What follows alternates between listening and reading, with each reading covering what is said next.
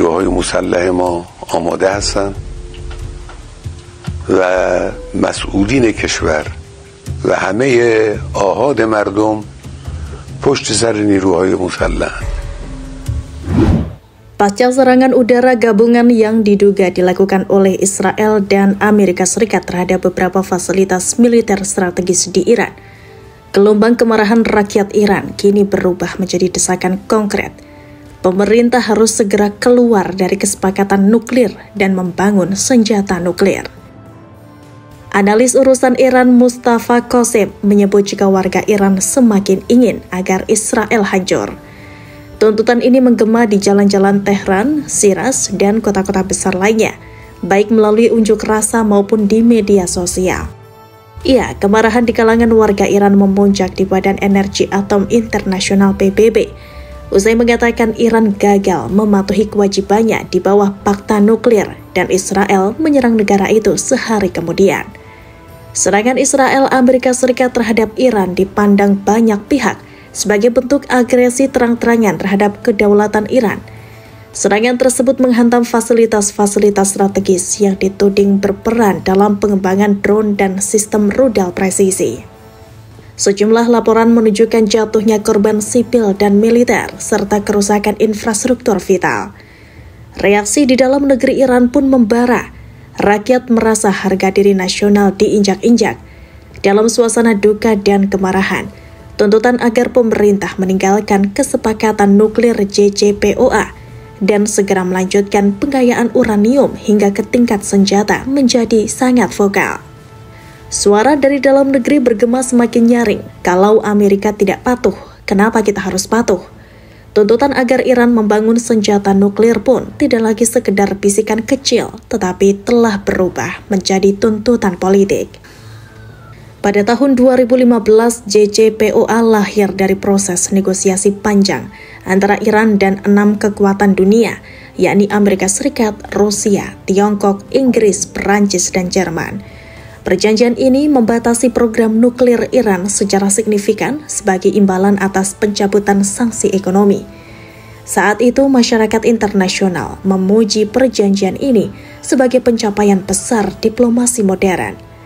Namun, semua itu runtuh ketika Presiden Donald Trump menarik Amerika keluar secara sepihak pada Mei 2018 dengan alasan bahwa JCPOA lemah dan cacat secara fundamental.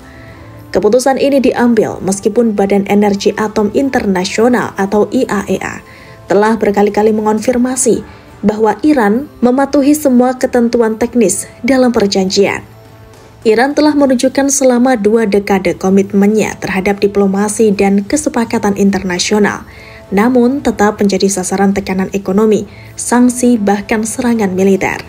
Maka banyak yang merasa bahwa jalan moderat dan patuh terhadap perjanjian justru memperlemah posisi Iran. Langkah ini bukan sekedar pengingkaran terhadap kesepakatan, tetapi juga bentuk penghinaan terhadap proses diplomasi itu sendiri. Rakyat Iran melihatnya sebagai bukti bahwa Barat, terutama Amerika Serikat, tidak bisa dipercaya, bahkan ketika mereka menandatangani perjanjian yang sudah disahkan secara internasional. Tak mengherankan jika muncul gelombang opini publik yang mendesak pemerintah Iran untuk membalas. Tidak dengan serangan militer, tapi dengan langkah strategis, keluar dari semua pembatasan nuklir dan segera membuat bom atom. Bahkan beberapa tokoh reformis mulai terdengar pesimis terhadap kemungkinan diplomasi ulang. Keyakinan bahwa dunia hanya menghormati kekuatan keras, bukan perjanjian kertas, semakin mengakar. Karena itulah, rakyat yang merasakan ancaman nyata terhadap tanah airnya, berkeinginan untuk memiliki senjata nuklir tidaklah sulit dipahami. Banyak dari mereka percaya bahwa satu-satunya cara untuk menghentikan agresi luar adalah dengan meniru model Korea Utara, negara yang meski terisolasi, tidak pernah diserang secara langsung karena kekuatan deterensinya. Desakan rakyat Iran agar pemerintah segera membangun senjata nuklir adalah refleksi dari kemarahan dan trauma sejarah yang panjang. Itu adalah ekspresi politik dari rakyat yang merasa dikhianati oleh dunia internasional dan dikepung oleh kekuatan yang lebih besar. Banyak orang menuntut Republik Islam membuat bom untuk melindungi keamanan mereka. Pemerintah Islam di bawah kepemimpinan Ayatollah Ali Khamenei sebelumnya telah memutuskan untuk tidak mengejar senjata bom. Khamenei yang memiliki keputusan akhir tentang masalah ini melarang pengembangan senjata nuklir dalam fatwa atau dekret agama pada awal 2000-an, mengatakan itu adalah haram atau dilarang dalam Islam. Namun, Iran berhak mempertahankan diri. Itu adalah prinsip dasar dalam hukum internasional. Rakyat Iran yang kini menuntut kekuatan nuklir sejatinya tidak hanya menginginkan senjata. Mereka menginginkan jaminan bahwa hidup mereka aman dan bermartabat. Itu adalah aspirasi yang sah dan harus diakomodasi oleh pemerintah. Lebih dari itu, sudah bukan rahasia umum jika warga Iran sangat ingin mempercepat kejatuhan rezim Zionis. Seruan ini bukanlah hal baru, tetapi dalam beberapa tahun terakhir, desakan untuk mengambil langkah konkret semakin menguat di tengah masyarakat Iran. Bagi banyak warga Iran, serangan Israel terhadap wilayah kedaulatan mereka tidak hanya dipandang sebagai tindakan permusuhan militer, melainkan juga bentuk penghinaan terhadap martabat nasional. Ketika rudal-rudal diduga Israel menghantam markas militer dan pusat riset Iran, rakyat Iran merasa bahwa garis merah telah dilampaui.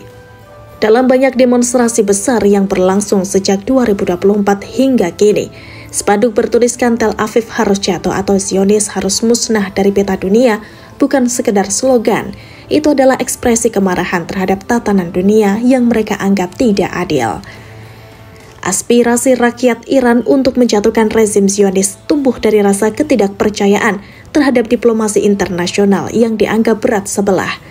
Ketika dunia bungkam terhadap serangan Israel terhadap Iran, atau ketika korban sipil Palestina terus berjatuhan tanpa sanksi yang berarti terhadap Israel, rakyat Iran merasakan bahwa hanya kekuatan nyata yang bisa menjawab ketidakadilan ini. Kejatuhan rezim Zionis mungkin bukan dalam waktu dekat, tapi bagi rakyat Iran, waktu hanyalah soal kesabaran. Karena dalam benak mereka, kebenaran selalu akan menemukan jalannya untuk menang.